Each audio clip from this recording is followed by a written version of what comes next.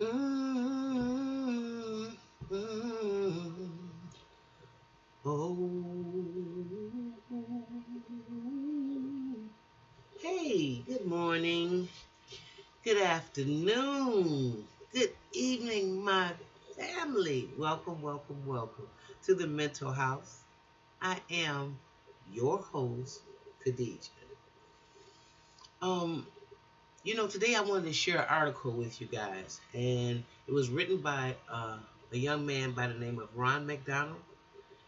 And this article was published, and I believe he had it, published and um, presented in the New York Times. I wish I could put a link to the article, but um, I'd rather just read these little excerpts. But if you want to get into the article and just see it itself, it's called White Narcissism. And I thought it was a very profound article. And I'd like to share it with you, okay? All right. It says, white narcissism is based on an ideology that was first born from the terrible nature of slavery. If you are privileged enough to own another human being, define that human being as non-human, abuse, kill randomly and capriciously, and then as you begin to feel the power, you also begin to feel that you must be truly special. It is a breeding ground for arrogance, grandiosity, entitlement, and exploitation of others. It makes spoiling a child a process we usually refer to as bad, nothing in comparison. So if you want to ruin a person psychologically, make him or her a slave or a slave master. It doesn't matter. Both positions are psychologically damaging and they are psychological tragedies. Um, Maybe the most profound insight of Martin Luther King Jr. was his understanding that Jim Crow, the institutionalism of white narcissism, depended on violence. Violence was not going to change the South, for violence was the foundation of the South, and the foundation which with both white narcissism and Jim Crow. Violent revolution would not have worked. It had to be overcome by civility and extreme self-discipline. With nonviolence as his primary tool, King hoped that he could lead the people into overthrow of white narcissistic disorder of the Southern politics. Now, a lot of people disagreed with Dr. King's method, and I only have one thing to say. Um, Global narcissism is just what it says. If you call it white supremacy, it's global. And we're dealing with a country who takes out leaders and countries and tramples villages at a whim. And how you think that they have the mightiest weaponry of all mankind, of all human existence. But yet and still we think, I guess we really believe those David and Goliath stories because we can believe we can go up against this wicked system of narcissism and physically try to overthrow it. I just find that so narcissistic even in its premise because it's delusions of grandeur. It'll never happen. It'll never happen unless a global family wants to kill it. So the only thing you can do is work on your individual narcissism and listen and understand how psychologically damaging that it has been and that it still is in our community. Because now we have to deal with the individual demons of our community.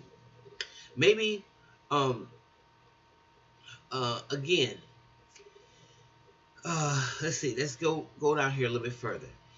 It says one of King's greatest essays, in my opinion as well, was the letter from the Birmingham jail. Few members of a race, he wrote, has oppressed another race can understand or appreciate the deep groans and the passionate yearnings for those that have been oppressed.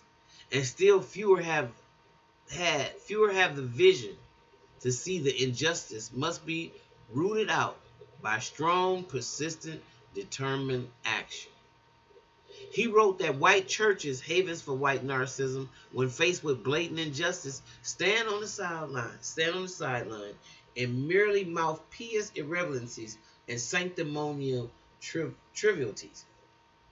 King's disappointment was that the realization to that backbone, to segregation, was not just the Jim Crow law and order. It included a completely otherworldly religion that largely adjusted to the status quo, standing as a taillight behind those forces of oppression.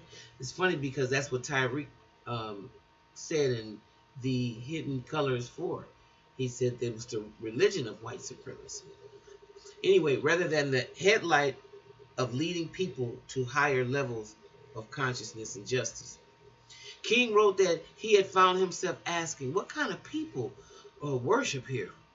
And who is their God? Was it a God of liberation or a God of social stability in a society where white is right and black is wrong? What he did not articulate was what a white person has to name for him or herself. He saw the narcissism in our hearts that still upholds a conflicted racial view. He challenged white folks to have the courage to let go of segregation, just as he's challenged black folks to have the courage to nonviolently demand equal access to opportunity and power. What he could not do was overthrow the white cultural narcissism. That is a job for whites to do individually. It's for them to do for themselves. When my dad hesitated before dismissing a black man as an inferior human being, he was just polite enough to meet the man before him, and he saw himself in a different mirror. He didn't see the admiration of self that narcissism thought he saw. Instead, my father saw his white narcissism, and fortunately for him and me and the rest of our family, he didn't like what he saw. It ignited in my father to burn away the white narcissism he had accepted as normal. White narcissism has to be norm for our white culture, but it is certainly not normal in the sense of a healthy, stable society. It is a sickness that can be found in expressions like these. Blacks are the ones who are prejudiced. And since some of my best friends are black, I believe I can criticize them. Or white people are treated just as badly as blacks. I know more black racists than white racists. Each of these defensive, offensive statements imply that I, the white person, is the one who needs to be understood, that I am the center of attention, and I resent any black person who tries to take that away from me. It's white narcissism. An African American man once said to me, white people just have to figure out for themselves what the meaning of race really is. What I understood was that black people long ago had to be aware of race as a major issue in American culture. For a black person in America, race's meaning is obvious. For the race and racism are keys to factors that blacks must wrestle with as they develop their own identity. White people, though, filled up with white narcissism, can ignore race, or, more specifically, can ignore their position as a race, for white privilege is almost imperceptible for white people. White privilege narcissism is found in many places. No one checking your ID when you use a check card, preceded by a black person's ID being checked. Getting service with a smile just after a black person gets served with a frown.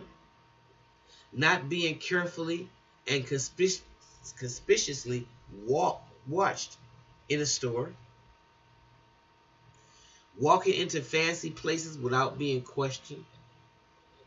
Being treated like royalty when buying big ticket items, like, for instance, a new car.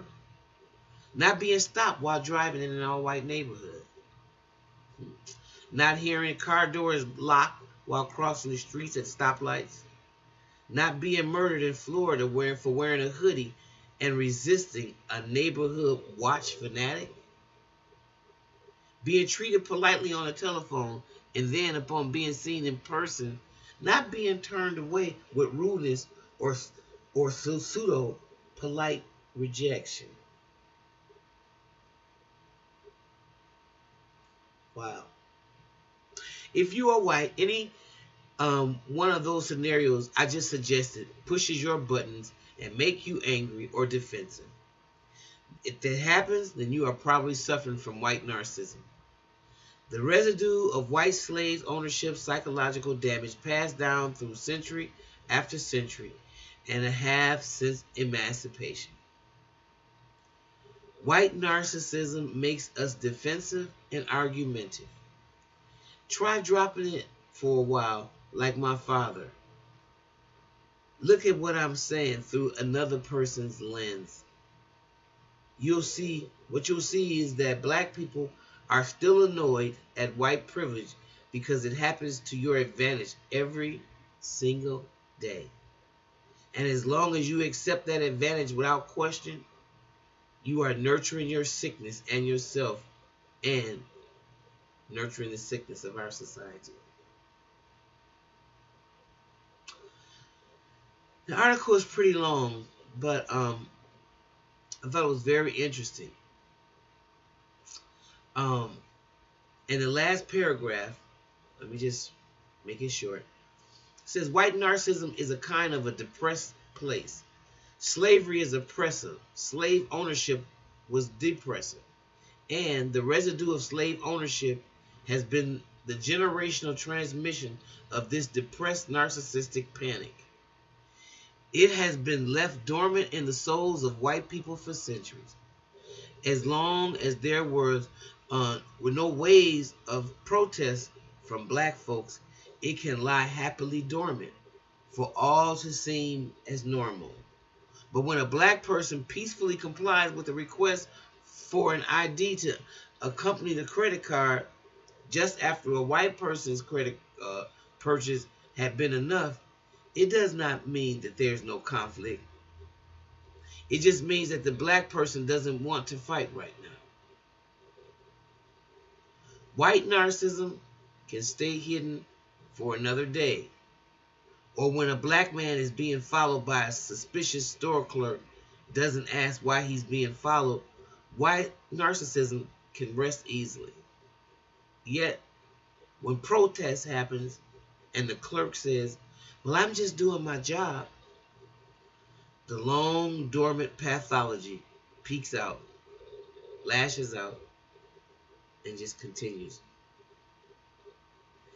The sins of the father have been revisited onto you. All right, that's it for now. And I'll be back with part 2 later with white narcissism. Hey, if you like what you hear, please like and subscribe. Bye-bye.